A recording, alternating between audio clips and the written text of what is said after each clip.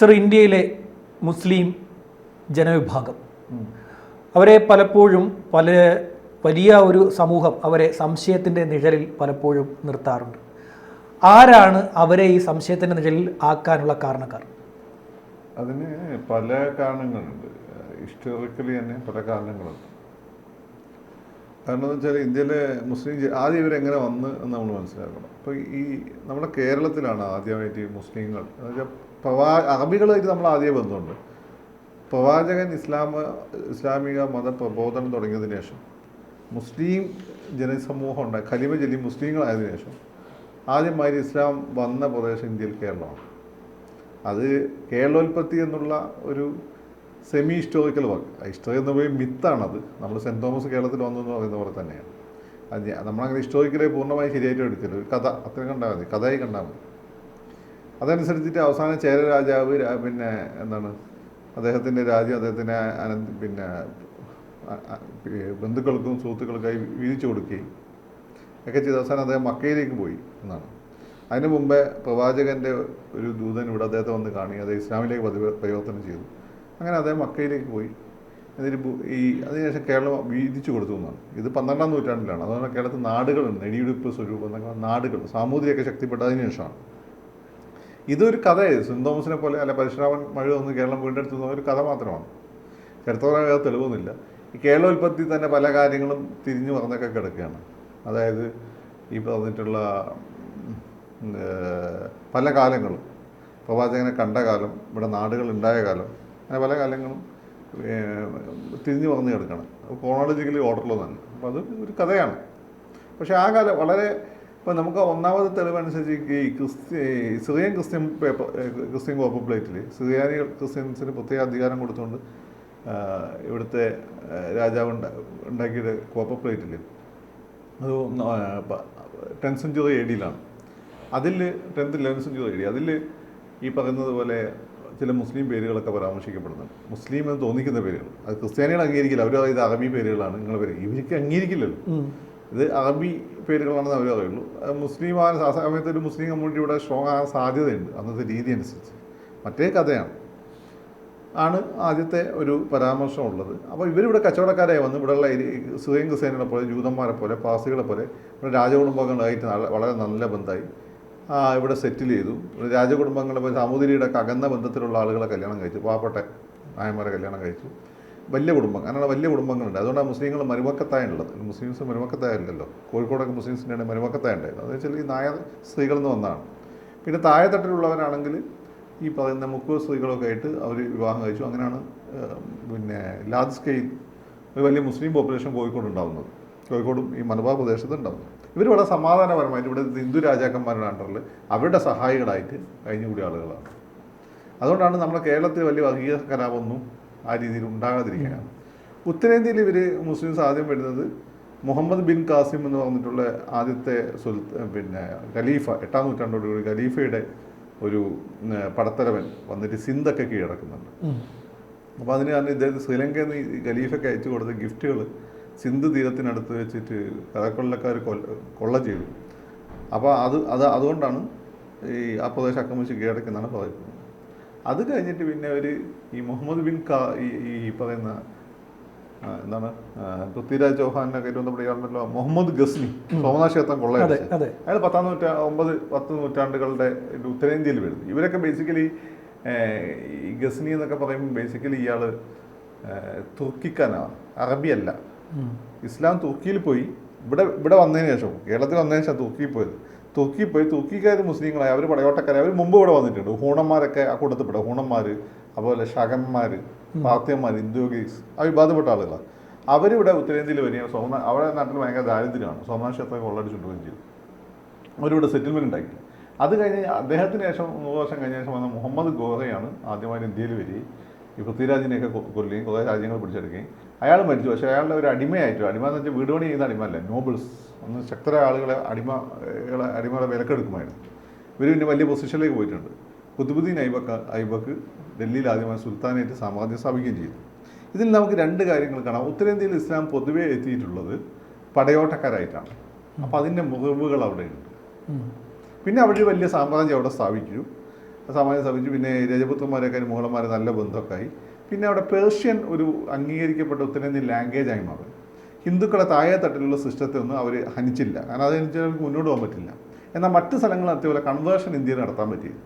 അതിന് നിസാമുദ്ദീൻ ഔലിയനെ പോലെയുള്ള ആളുകൾ പറയുന്നത്, സൂഫികളൊക്കെ പറയുന്നത്, ഇവർ ഹിന്ദുക്കൾ നമ്മൾ പറയുന്നതൊക്കെ കേൾക്കും, പക്ഷെ നമ്മൾ പ്രഭാഷണം കഴിഞ്ഞാലുടനെ അരിമാവിൽ നിന്ന് മുടിനാരെടുത്ത് കളയുന്ന പോലെ നമ്മൾ പറഞ്ഞൊക്കെ അവരങ്ങ് എടുത്ത് കളയും. അവർ ഹിന്ദുക്കളായി കണ്ടിന്യൂ ചെയ്യുന്നതാണ്.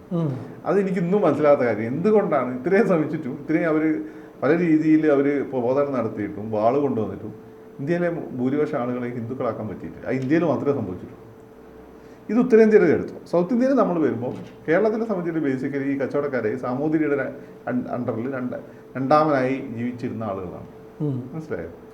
അപ്പം അത് കഴിഞ്ഞിട്ട് പിന്നെ ഇവിടെ ഒരു പടയോട്ടത്തിനായി ആകെ ടിപ്പു സുൽത്താൻ്റെ പടയോട്ടമാണ്. ടിപ്പു സുൽത്താനെ ഇങ്ങോട്ട് വിളിച്ചുകൊണ്ട് ഇവിടെ ഹിന്ദു രാജാക്കന്മാരെ ഒരു യുദ്ധമായപ്പോൾ പാലക്കാട്ടെ രാജാവാണ് സാമൂതിരിക്കെതിരെ അങ്ങനെ ഇവിടെ വിളിച്ചുകൊണ്ടിരുന്നത്.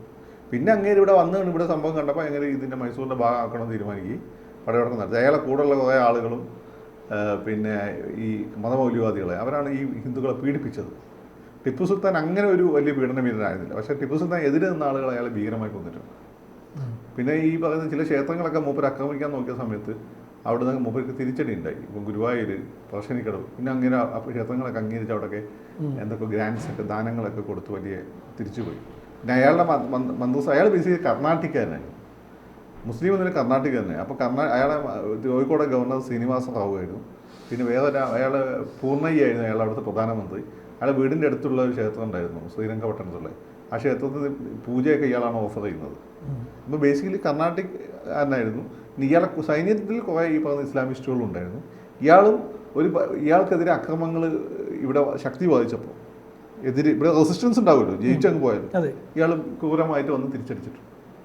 അതാണ് ആകപ്പാടെ മലബാറിലുള്ള ചരിത്രം. പിന്നെ 1921 കലാപമായിട്ട് ബന്ധപ്പെട്ട് ഇത്രയും ആണ് മലബാറിൽ. അപ്പോൾ പൊതുവെ കേരളത്തിലെ മുസ്ലിംസ് ഹിന്ദുക്കളുടെ വേറൊരു ജാതി പോലെ ഹിന്ദു സമുദായത്തിൻ്റെ ഭാഗമായിരുന്ന ആളുകളാണ്. ഇവിടുത്തെ ക്രിസ്ത്യൻസിനെ പോലെ തന്നെ അവർ കച്ചവടം നടത്തുന്നു, അങ്ങനെ പ്രോഫിറ്റബിൾ ആണ്. ഹിന്ദു രാജാക്കന്മാരെ കച്ചവടം കൊണ്ട് സഹായിക്കുന്നു. ഹിന്ദു രാജാക്കന്മാർ കടൽ കടന്ന് കച്ചവടം ഉണ്ടാക്കാൻ പറ്റില്ല. അപ്പോൾ ഇതാണ്. അപ്പോൾ ഇവിടെ പൊതുവെ കംഫർട്ടബിൾ ആയിരുന്നു. ഉത്തരേന്ത്യയിൽ ഇവർ രാജാക്കന്മാരുമായിരുന്നു. അവിടെ ലോക്കൽ ഹിന്ദുസുമായിട്ട് കുഴപ്പമില്ലാതെ പോയതാണ്. ആ ഹിന്ദുക്കളെ താഴെ തട്ടുള്ള സിസ്റ്റത്തെ ഒന്നും അവർ ഹനിച്ചിട്ടില്ല. മുകളിലുള്ള രാജാക്കന്മാരൊക്കെ കീഴടക്കി അവരുടെ ആശ്രിതന്മാരായിട്ട് മാറ്റിയിട്ടുണ്ട്. പിന്നെ കുറേ ക്ഷേത്രങ്ങൾ ഇവർ പള്ളികൾ ഉണ്ടാക്കാൻ വേണ്ടി ഉത്തരേന്ത്യൻ ബിൽഡിംഗ് മെറ്റീരിയൽ കിട്ടാനില്ലല്ലോ, കല്ലൊന്നും കിട്ടാനുള്ള സ്ഥലമാണ്. അപ്പം അതിനു വേണ്ടി പൊളിച്ചിട്ടുണ്ട്. കുറച്ച് ഇവരുടെ മതവിശ്വാസത്തിൻ്റെ ഭാഗമായിട്ട് മറ്റ് ക്ഷേത്രങ്ങളും മറ്റു ആരാധന നിലനിർത്തരുത് എന്നുള്ളതുകൊണ്ട് പൊളിച്ചിട്ടുണ്ട്. ഇവരുടെ ശത്രുക്കൾക്ക് അഭയം കൊടുത്തുകൊണ്ട് കാശിയിലൊക്കെ അതാ സംഭവിച്ചത്, ചിലത് പൊളിച്ചിട്ടുണ്ട്. അപ്പം പൊതുവെ മുസ്ലിങ്ങൾ ഇന്ത്യയിലെ ഒരു ചരിത്രം എന്ന് വെച്ചാൽ ബ്രിട്ടീഷുകാർ വരുന്നവരെ ഒരു കുഴപ്പമില്ലാത്തൊരു ചരിത്രമാണ്. അത് ഹിന്ദുക്കളായിട്ട് അങ്ങനെ വലിയ രാജാക്കന്മാർ രാഷ്ട്രീയ യുദ്ധമൊന്നുമല്ല, വലിയ വർഗീയ കലാപങ്ങളില്ല. ബ്രിട്ടീഷുകാർ ഇവിടെ വന്നതിന് ശേഷമാണ് അവർ മുസ്ലിം രാജാക്കന്മാരെയാണ് അവർ ഭൂരിപക്ഷം തോൽപ്പിച്ച് ഭരണം പിടിച്ചെടുത്തത്. പിന്നെ ഹിന്ദു രാജാക്കന്മാർ അതിനെതിരെ 1857 ഒന്നാം സ്വാതന്ത്ര്യ സമരം ഉണ്ടായ സമയത്ത് ഹിന്ദുക്കളും മുസ്ലിങ്ങളും ഒരുമിച്ച് നിന്നാൽ വലിയ പ്രശ്നം ഇവർക്ക് മനസ്സിലാക്കി. തുടർന്ന് ഇവരെ വിഭജിച്ച് ഭരിക്കാൻ വേണ്ടി ആദ്യം ഹിന്ദുക്കളെ പീഡിപ്പിച്ച്, പിന്നെ മുസ്ലിങ്ങളെ പീഡിപ്പിച്ചു. അങ്ങനെ പീഡിപ്പിച്ച് പാകിസ്ഥാൻ ഉണ്ടാക്കി, ഹിന്ദു മഹാസഭ ഉണ്ടാക്കി. RSS അല്ലേ ഹിന്ദു മഹാസഭ, ഗാന്ധിനെ കൊന്ന ആളുകൾ. RSS ഇതിൻ്റെ ഉള്ളിൽ ഹൈന്ദവ സമൂഹത്തിലൊരു നവോത്ഥാന പ്രസ്ഥാനമാണത്. ആ രീതിയിൽ അത് ഡിസൈൻ ചെയ്തതും കൊണ്ടുപോയതും. പിന്നെ അടി കിട്ടിയപ്പോൾ തിരിച്ചടിച്ചിട്ടുണ്ട്, അത് ശരിയാണ്. അതിന് തിരിച്ചടിയ ഹിന്ദുക്കൾ ബേസിക്കലി മിലിറ്റൻ്റ് അല്ല. അപ്പോൾ മിലിറ്റൻ്റ് ആയിട്ടുള്ള ഒന്നുണ്ടെങ്കിൽ മാത്രമേ ഹിന്ദുയിസത്തെ നിർത്താൻ പറ്റൂ എന്നുള്ളതുകൊണ്ട് അവർ ഈ മിലിറ്ററി പ്രാക്ടീസ് കൂടി ഡ്രില്ലുണ്ടല്ലോ, അങ്ങനെ വന്നതാണ് ഹിന്ദു മഹാസഭ. അപ്പം ഹിന്ദു മഹാസഭയും മുസ്ലിം ലീഗ് ഉണ്ടാക്കി. അങ്ങനെ അതിനുശേഷം അവർ മുസ്ലിങ്ങളെ ഭയങ്കരമായിട്ട് പീഡിപ്പിച്ചു. അങ്ങനെ പീഡിപ്പിച്ചാണ് പാകിസ്ഥാൻ വാദത്തിലേക്ക് പോയത്. ഈ പാകിസ്ഥാൻ വാദമാണ് സത്യത്തിൽ ഇന്ത്യയിലെ ഹിന്ദുക്കൾ മുസ്ലിംസിനെ ഏലിയനേറ്റ് ചെയ്തത്. അതുവരെ ഇവരെല്ലാം തന്നെ ഏതാണ്ട് ഇപ്പോൾ ഇവിടെയുള്ള മുസ്ലിങ്ങളും ഹിന്ദുക്കളും ഒരേ ഭക്ഷണം കഴിക്കുകയും ഒരുപോലെയുള്ള വസ്ത്രം ധരിക്കുകയും ഒരേ ഭാഷ സംസാരിക്കുകയും ചെയ്യുന്ന ആളുകൾ. ഉത്തരേന്ത്യയിലാണെങ്കിൽ അങ്ങനെ തന്നെ. ഉത്തരേന്ത്യയിലെ ഇവിടുത്തെ ഹിന്ദുക്കളും തമ്മിൽ ഒരുപാട് വ്യത്യാസമുണ്ട്. പക്ഷേ ഇവിടുത്തെ മുസ്ലിങ്ങളും ഉത്തരേന്ത്യയിലെ മുസ്ലിങ്ങളും തമ്മിൽ വലിയ വ്യത്യാസമുണ്ട്. ഇവിടുത്തെ ഹിന്ദുക്കളും ഇവിടുത്തെ മുസ്ലിങ്ങളും തമ്മിൽ വലിയ വ്യത്യാസങ്ങളില്ല. കാണാണ്ട് തന്നെ ഒരു ആപ്പാൻ ഡ്രസ് കോഡ് ഈ ഒരു തൊപ്പിയൊക്കെ കണ്ടാൽ നമുക്ക് തിരിച്ചറിയാൻ പറ്റുള്ളൂ പേരും. ഉത്തരേന്ത്യയിലെ മുസ്ലിങ്ങളും ഉത്തരേന്ത്യയിലെ ഹിന്ദുക്കളും കാണാൻ ഒരുപോലെയാണ്. അവരുടെ ഭക്ഷണമൊക്കെ ഈ ഗോതമ്പും അതുമായിട്ട് ബന്ധപ്പെട്ട കാര്യങ്ങളാണ്. പിന്നെ മുസ്ലിംസ് കുറച്ച് നോൺ വെജ് കൂടുതൽ കഴിക്കുന്നത്. ഉറുദു ആയിരുന്നു, പേർഷ്യൻ കലർപ്പുള്ള ഹിന്ദിയാണ് മുസ്ലിങ്ങളുടെ ഭാഷ. പക്ക ഹിന്ദിയാണ് മറ്റവരുടെ ഭാഷ. ഹിന്ദുസ്ഥാനി എന്ന് പറയുന്നത് ഈ ദേവനാഗരി ലിപിയിൽ അതൊക്കെ പിന്നെ വന്നതാണ്. സത്യത്തിൽ ഇവരുടെ ഏതാണ്ട് ഭാഷ രണ്ടും ഒരുപോലെയാണ്. അങ്ങനെ പാകിസ്ഥാനും കൊണ്ട് ഇവർ പോയതോട് കൂടിയിട്ടാണ് സത്യത്തിൽ ജിന്നയാണ് ഇന്ത്യൻ മുസ്ലിങ്ങളെ വഴിതെറ്റിച്ചത്. മുഹമ്മദ് അലി ജിന്ന. ജിന്നയെ സഹായിക്കാൻ വേണ്ടി എനിക്ക് അത്ഭുതം തോന്നി. ഈ മുഹമ്മദ് ഇക്ബാൽ എന്നൊക്കെ പറഞ്ഞുള്ള കവിയുണ്ട്, അയാൾ രജപുത്രനായിരുന്നു. അയാൾ ഇസ്ലാമിലേക്ക് കൺവേർട്ട് ചെയ്ത് പിന്നെ അപ്പോൾ കൺവേർട്ട് ചെയ്തപ്പോൾ ഞാനാണ് കൂടുതൽ നല്ല ഇസ്ലാം എന്ന് കാണിക്കാൻ വേണ്ടി ഇയാൾ കൂടുതൽ വർഗീയവാദിയായി. അയാൾ കവിയായിരിക്കും, അയാളാണ് പാകിസ്ഥാൻ ഭാഗത്ത് ഏറ്റവും കൂടുതൽ സപ്പോർട്ട് ചെയ്തത്. അങ്ങനെ പാകിസ്ഥാൻ ഉണ്ടായി, അവർ പാകിസ്ഥാനും കൊണ്ടുപോയി കാശ്മീരിൽ ഒരു പ്രശ്നം സാഹിബ് ബാക്കി വെച്ചു. ഇവിടെയുള്ള മുസ്ലിങ്ങൾ അനാഥരായി.